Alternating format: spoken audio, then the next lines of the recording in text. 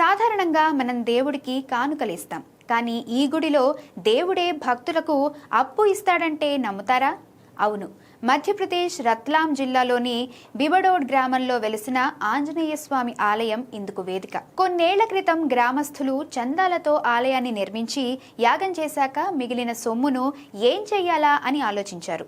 అప్పుడు ఆలయ ధర్మకర్తలు ఒక వినూత్న నిర్ణయం తీసుకున్నారు.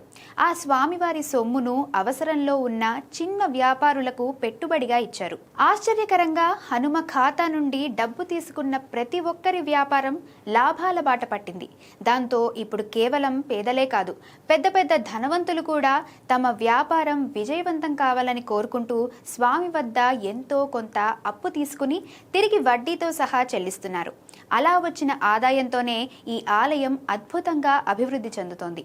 ఆర్థిక ఇబ్బందులతో సతమతమయ్యేవారు ఈ ఆలయాన్ని దర్శిస్తే అప్పుల బాధలు తొలగి ఐశ్వర్యం సిద్ధిస్తుందని భక్తుల నమ్మకం. భగవంతుడే స్వయంగా వ్యాపార భాగస్వామిగా మారి ఆదుకునే ఇలాంటి వింత క్షేత్రం ప్రపంచంలో బహుశా ఇదొక్కటే కావచ్చు.